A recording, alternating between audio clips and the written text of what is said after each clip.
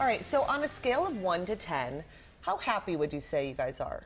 Well, it depends what time of the morning you're asking me. Okay. Right now, like I would say about a 9. Yeah. Pretty good. Yeah, I was going to say like an 8.5. Okay, that's pretty good. I'm probably around there too. Well, two Minnesota women, Linda Saggau and Nancy O'Brien, say that they come up with a secret on how to be happy all the time, day or night, in any situation, good or bad. It's called the happiness practice. It's already being used in the workplaces of some well-known Minnesota companies.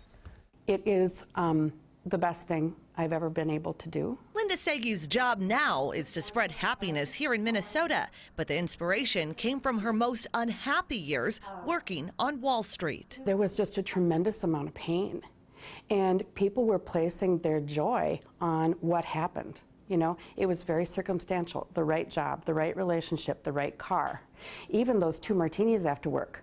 It was all out there. Saggau believes happiness comes from within. With a business partner, they set out to find its true source. We really wanted to experience more authentic happiness.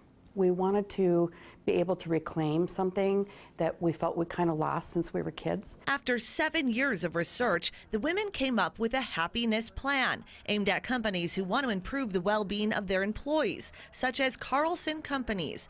During the workshop, employees learn how to handle irritating situations, like an argument with their teenager. In that moment, don't give that teenager or that argument such power. It is what it is, what it is. And realize that, you know, there will be an opportunity to deal with that. Make your clean request or deal with that effectively later. Not everything needs to happen right now. They also learn about how to let go of situations out of their control. Once you've made your clean request of somebody, you really need to release control. They're on their own life path. You are not in charge of their outcomes. It's not the way life is supposed to work.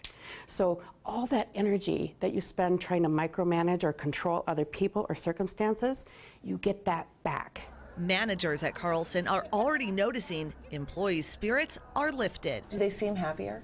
Totally, much happier. I've had several employees say their personal life has improved in a lot of different ways, but here at work we are more engaged. For me, I think it's being able to let things go.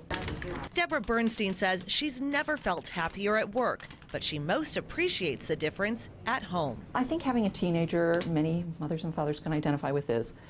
Sometimes you have to let things go.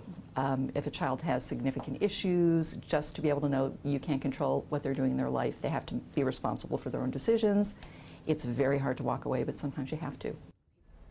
So the happiness practice is a 5-point formula. Basically, number 1, be conscious. Be aware of how you're feeling.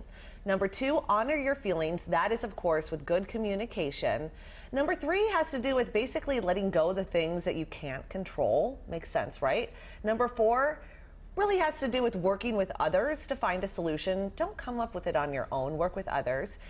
And number 5, learn life lessons. So basically this means don't be afraid to release those personal beliefs that really no longer suit you and replace them with new beliefs that do. So it's all about being able to change. Yeah, don't be stubborn. Don't be stubborn. Right now, these principles are being taught in the emergency department of HCMC.